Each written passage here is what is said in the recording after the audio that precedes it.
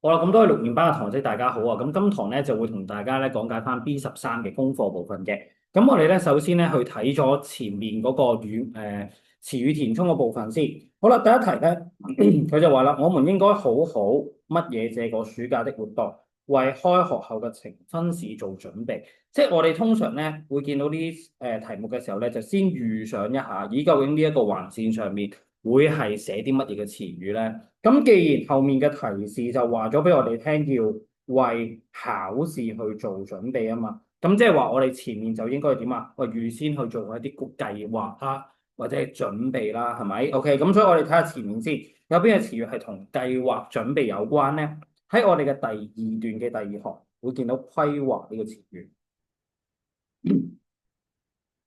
咁呢個詞語咧，其實即係解緊一啲預先準備嘅計劃啦。OK，好啦，咁我哋寫翻低落去先，規劃。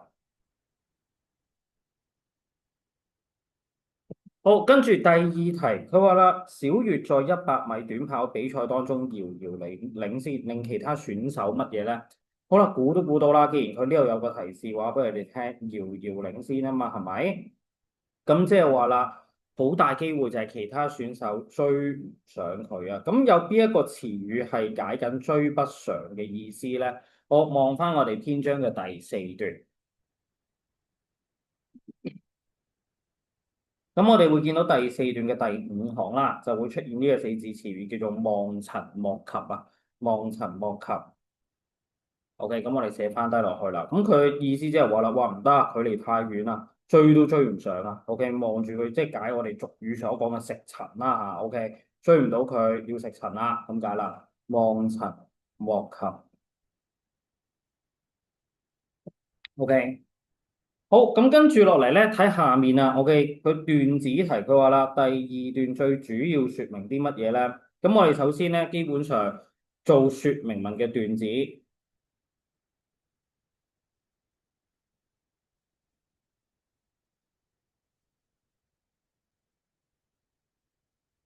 咁有兩個步驟嘅，第一個步驟就先揾咗佢嘅説明對象先啦。OK，究竟佢講啲乜嘢咧？今次介紹啲乜嘢嘅內容咧？我個説明對象即係好似我哋記敘文嘅主角咁樣啊。OK，揾咗佢出嚟先。咁第二步啦。OK，咁佢究竟想説明呢一樣嘢嘅乜嘢嘅特點，或者係乜嘢嘅情況咧？OK，咁即係話啦，我哋第二樣嘢揾完個説明對象就講揾翻個説明嘅內容啦。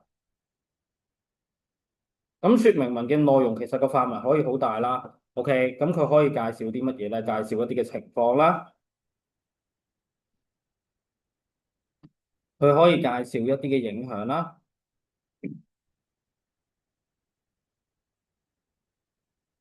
介紹某一啲嘅事物嘅由來啦、原因啦，等等等等。好啦，咁所以我哋呢一度咧就一定要喺篇文入邊揾下，OK，究竟有冇啲乜嘢嘅內容？我先捉咗個說明對象，然之後睇下啦，哦，咁佢說明嘅內容係啲乜嘢嘅咧？好，喺第二段啦喎。好，佢話雨水收集是現今不少城市正在用以解決食水短缺的方法。好，講到呢度嘅時候，阿 Sir 你寫有啲筆記咁複雜。OK，咁其實有機會佢有中心句噶嘛。OK，咁有啲同學仔亦都醒嘅，真係俾佢咧判斷得到呢個係中心句。嗱，咁但係我哋用翻頭先個概念去睇啦。今次其實佢最主要說明嘅對象係啲咩？雨水收集嘅方法。OK，呢個係佢嘅說明對象，係嘛？跟住佢要介紹嘅內容係乜嘢咧？哦，佢話俾我哋聽，有唔少嘅城市咧，用嚟解決食水短缺嘅方法。OK，收集啲雨水，然之後咧幫佢做一啲嘅過濾啊、潔淨啊，咁然之後就令到佢可以變成一啲食水去使用啊嘛，係咪？OK。好啦，跟住睇翻重點啦，我哋會見到佢話有不少嘅城市用緊呢一種嘅方法解決食水短缺嘅問題。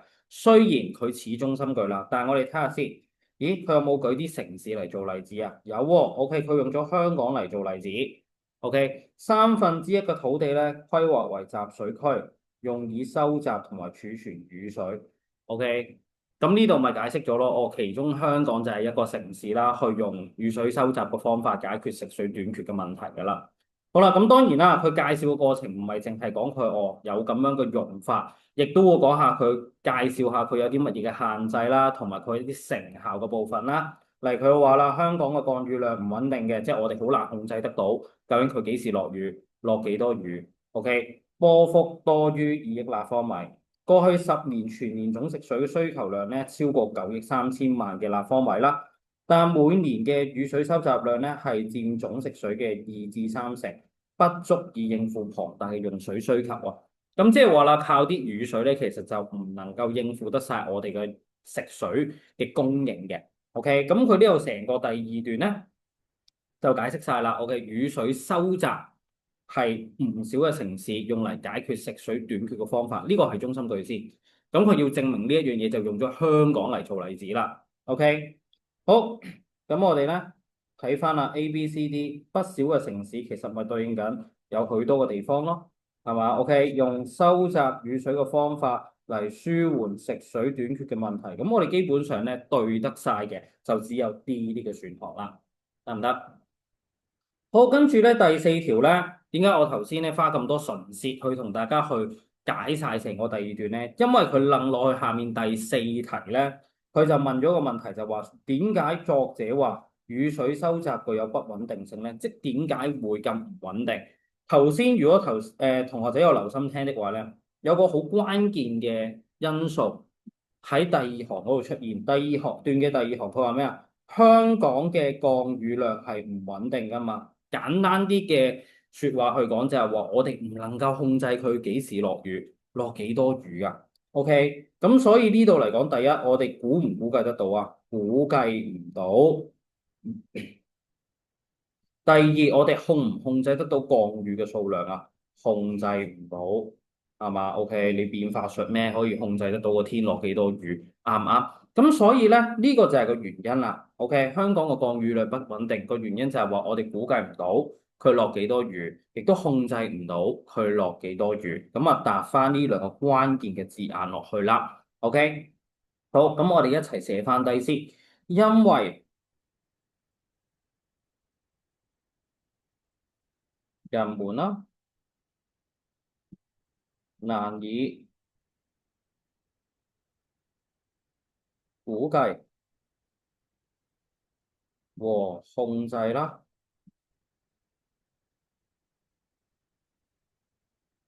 嗰個嘅降雨量。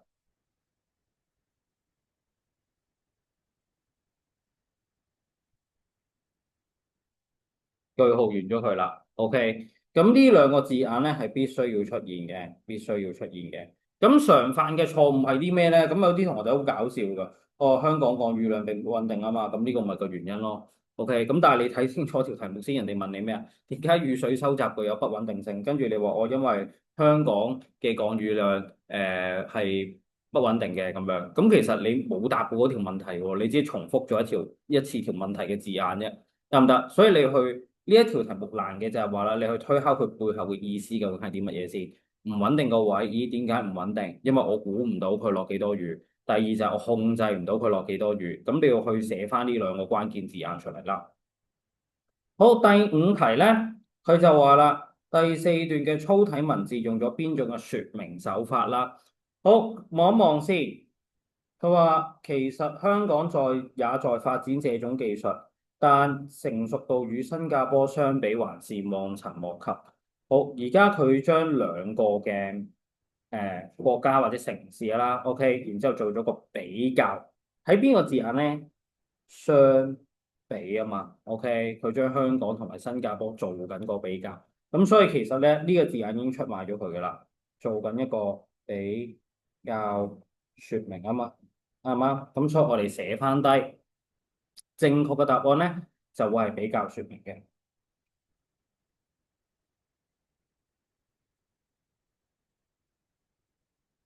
咁記住啦，有啲同學仔咧冇睇清楚題目啦，人哋叫你寫説明手法，跟住咧有啲同學就好得意嘅，對比兩隻字寫落去又有啦，對比係修辭嚟㗎嚇，OK，跟住對比説明又有啦。咁記住兩個唔同嘅名嚟嘅，OK，喺説明文入邊問你説明手法，咁我哋就只有比較説明嘅啫，冇對比説明呢一樣嘢嘅。所以對比又好或者對比説明都好，都唔應該出現喺説明手法嘅答案裏頭啊嚇。好，跟住第六題啦，佢話第六段説明了關於人造雨嘅哪些資料啊？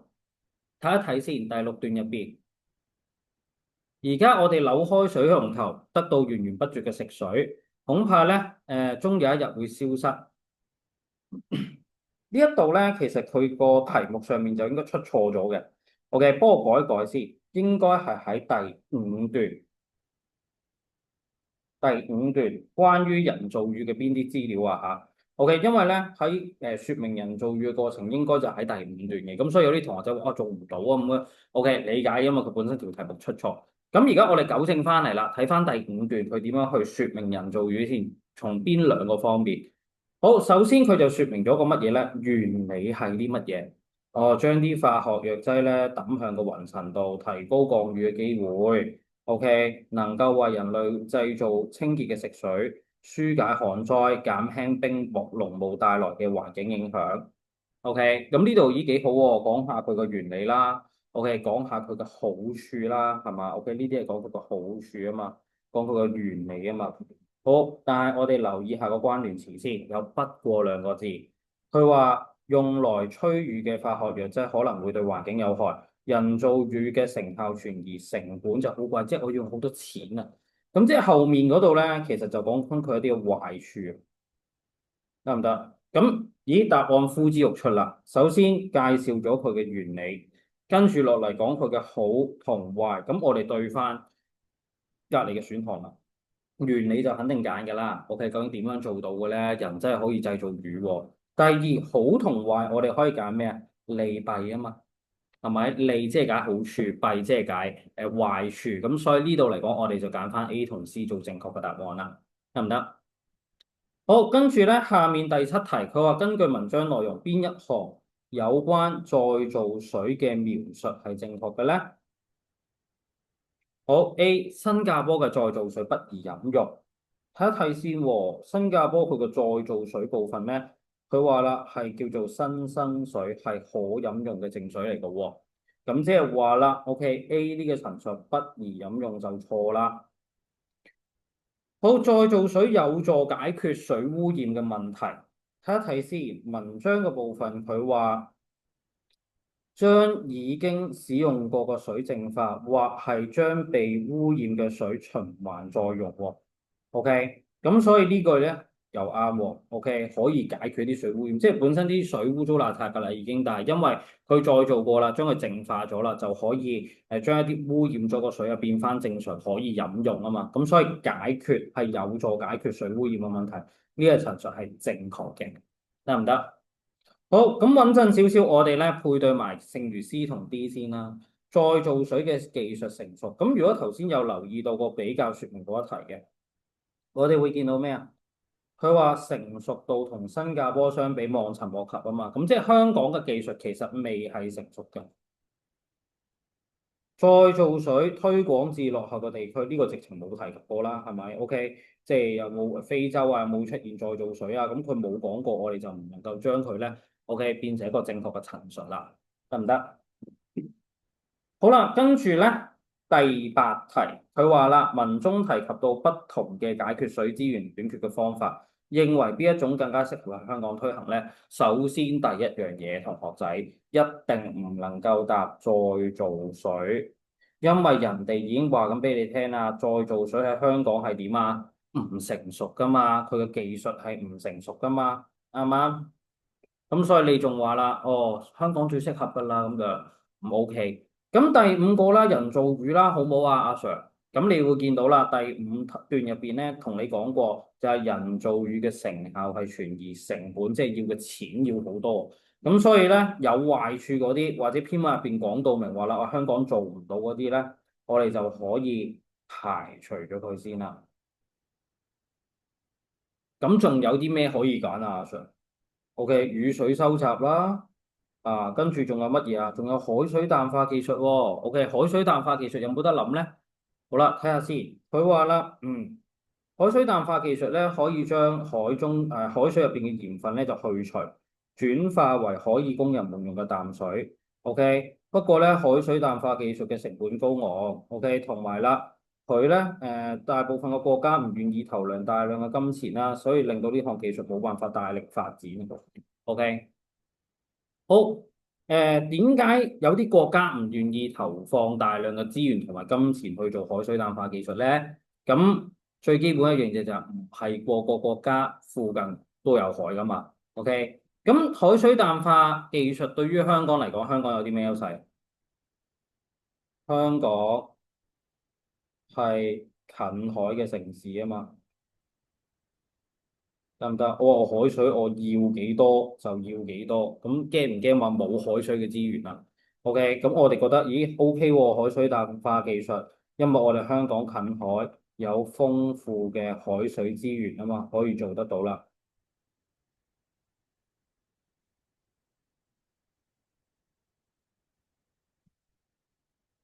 咁所以咧分析落嚟嘅時候咧，咁我哋就可以試下寫咯喎。OK，我認為啦，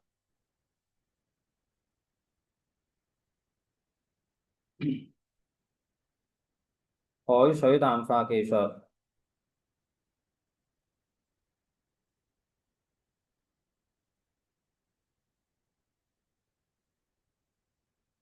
更適合香港。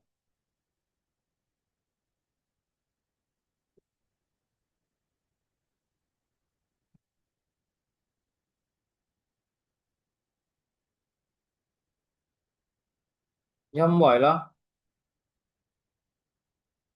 香港有豐富的香港是近海嘅城市或者沿海嘅城市都得啦，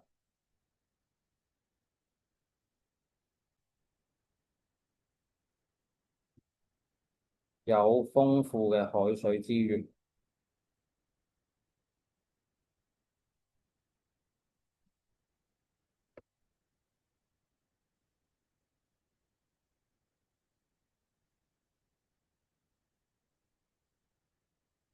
OK，咁嘅話咧，我哋就好合理啦。OK，地用咗香港嘅有個特性，就係沿海城市，去解釋咗點解海水淡化技術係適合喺香港嗰度去推行噶啦，得唔得？好，跟住落嚟咧，我哋就去睇翻啲語文基礎嘅題目咯喎。下一版嘅部分咧，去到修辭手法。好，第一題，佢話小宏嘅歌聲刺激了，能刺穿人嘅耳膜。呢個咧好明顯就誇大咗個程度啦。咁所以咧，誇張手法就肯定係揀佢噶啦。好，第二題，太陽從厚厚嘅雲層探出頭來，偷偷瞄了大地一眼。OK，太陽係死物嚟嘅，咁但係我哋會見到啦，探出頭啊，瞄咗大地一眼啊，呢個係人嘅行為。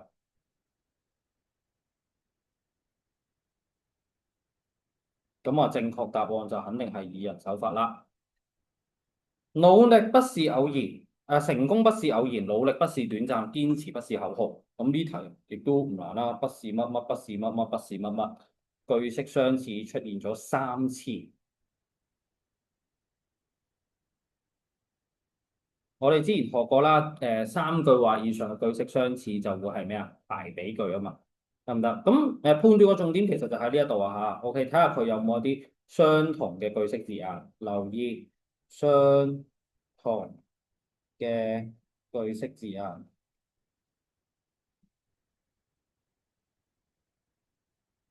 好啦，第四條要打粒星星啦。誒，一回生二回熟，三回滾瓜又爛熟。咁阿 Sir 呢個可唔可以話佢係句式字眼啊？回咁得唔得咧？唔得，因為我哋睇個數字，個數字由一去到二去到三，喂，升緊呢嘅喎，level one two three，有個修辭手法都係三句或以上，句式相似係有呢個特性啦。但係仲有一樣嘢叫咩啊？程度遞升啊！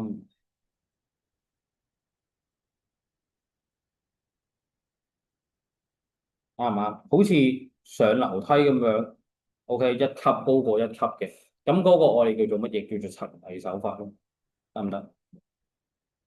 好，跟住睇下面第五題啦。佢話白雲咧就喺藍天裏暢泳，北風喺度叫喊，催促他們游快一點。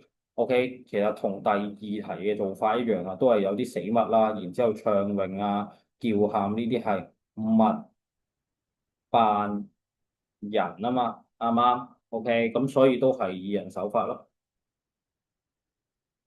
好，小賢不信任陌生人，也不信任兄弟手足，甚至父母也不信任。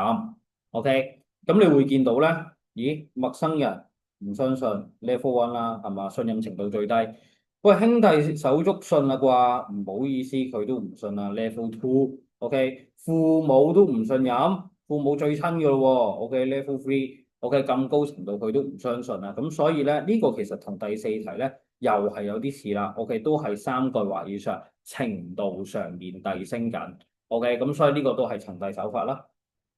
好，嗱，基本上咧，因為我哋過去B13嘅呢份筆記啦，就會係同大家去講解嗰個循遞手法同埋排比手法嘅特性嘅。咁所以同學仔想温書的話咧，其實可以睇翻我哋上堂嘅時候第一版個筆記，得唔得？OK，咁你可以温翻熟呢個循遞同埋排比之間嘅分別啦。兩者其實就最主要記得就係循遞手法會多咗一樣嘢，就係睇翻個句子內容有冇不斷咁上升或者不斷咁下降嘅。OK，留意下個內容程度得唔得？好，咁啊，接住啦，我哋去繼續睇後面個標點符號。標點符號咧，咁我哋會見到人名後面有一串奇怪嘅數字，黃霑1943至2004，咁究竟呢串數字係代表啲乜嘢咧？其實就代表緊黃霑呢個人嘅生死年份啊。生死年份咧，我哋係會加翻個括號落去，表示緊佢係一個補充資料嘅。好啦，跟住睇後面啦，是香港著名的填詞人、作家及傳媒工作者。咦，佢開始數緊佢有唔同嘅 title 喎。OK，一、二、三啊嘛，數緊嘢嘅時候，咁我哋會見到作家同埋傳媒工作者中間有個及字嚟做分隔嘅。但係 OK，填詞人同埋作家中間冇嘢分隔啊嘛，所以我哋要補翻個頓號落去啦，得唔得？好，傳媒工作者句號完咗佢。他創作的粵語流行歌曲大約有2000多首。逗號，家傳戶曉的電視實況劇。好，呢度有個提示俾咗我哋，一個電視劇嘅名，我哋要去加乜嘢標點符號啊？加書名號。OK，劇集名加書名號。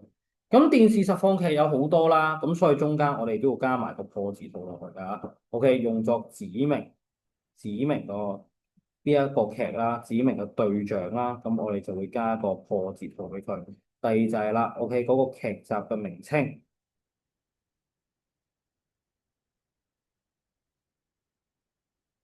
俾翻個書名號佢，得唔得？OK，電視實況劇《獅子山下的主題曲》。歌詞也是他的筆下作品，句號完咗佢啦。OK，他曾獲獎無數，逗號，是當代粵語流行歌壇上一個非常重要的人物啊。OK，咁後面就冇乜特別啦。最主要考你哋嘅咧就兩個地方啦。第一就係記住一個人物嘅生死年份，我哋會加括號。第二個咧考得多嘅就係話啦，記得我哋指明緊一樣嘢要加破折號，同埋啦比較少見嘅我哋電視劇嘅名要加書名號。OK。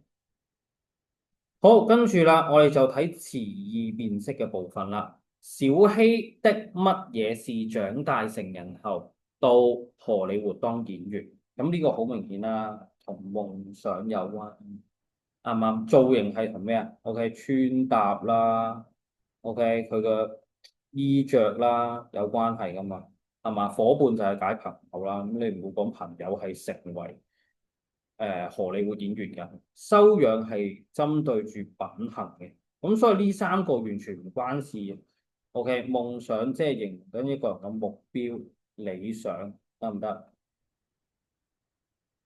小藍嘅歌唱歌技巧好優秀，所以咧我對佢哋嘅比賽嘅表現咧就點樣咧？嗱，前面就講佢唱歌好叻啦，係咪？OK，咁正常如果你唱歌叻嘅時候，啲人會知道佢比賽佢會上台啦。咁會點啊？我好期待佢啦，係嘛？OK，期待揀邊個咧？拭目以待，即係梗係好期待佢嘅演出啊。OK，咁其他嗰啲四字詞語不屑一顧，即係點解啊？哦，我睇唔起佢咯，唔重視佢咯，看不起對方，好不屑，不理睬人哋啦。有眼無珠，即係話啦，你認唔到對方嘅實力好好啦，認唔到對方嘅身份好高啦。OK，咁即係話啦，自己沒有眼力見啊。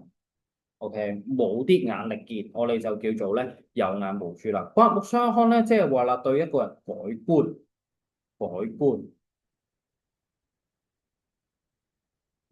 OK，哇，估唔到佢喎，佢以前唱歌好難聽嘅喎，喺比賽嗰度唱到話好似個歌手咁樣噶。OK，真係對佢刮目相看啦。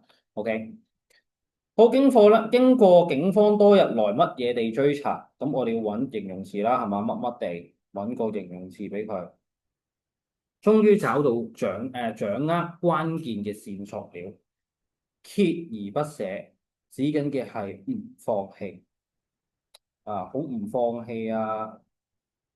不斷咁去做某一件事啊，咁警方好唔放棄你嘅去堅持追查一樣嘢，咁最終俾佢掌握咗關鍵嘅線索啦。好，肆無忌憚即係解冇顧忌，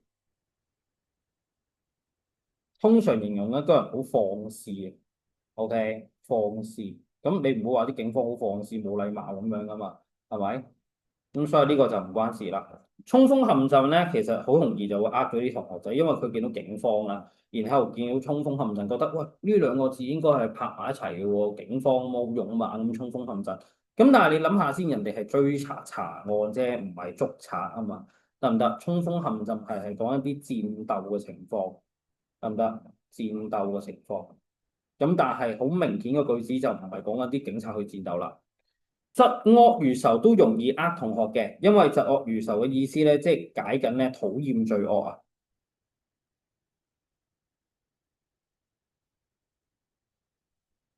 咁所以又係好容易同警察拍埋一齊啦，係咪？咁但係又係記住一樣嘢啦，因為人哋係查案啊嘛，而家唔係問緊你憎唔憎啲犯人，所以其實呢個陳述都唔會揀你。第四題，我時時拿起照相機去探尋城市那些乜乜的古蹟咧。好，古蹟咧，我哋會見到就係話啦，人跡罕至嘅，即係佢唔會有個古蹟，然之後喺鬧市中心嗰度開放，然之後俾人參觀。咩叫人跡罕至咧？即係指緊咧嗰個地方就係好少人去，好少人去到嗰啲嘅地方。OK，人煙比較稀少少少。鴉雀無聲就係形容緊個環境啦，好靜啦，冇一粒聲咁樣。膾炙人口形容個作品好著名啦，好多人認識啦，我哋就叫膾炙人口。例如話啦，《西遊記》係一本膾炙人口嘅小説，咁我哋就會咁樣去形容嘅。門可羅雀咧，即係形容緊一個鋪頭啦，佢個門面好冷清嘅。OK，咁所以啲古蹟又唔係打開門做生意，咁點會用可羅雀嘅咧？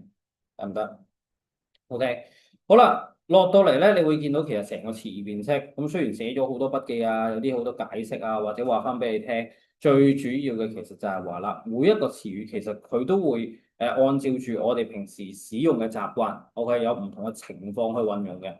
咁例如好似造型呢啲嘢同穿搭有關，絕對係同夢想冇關係啊嘛，係咪？OK，到荷里活做演員係個夢想，係個目標嚟嘅。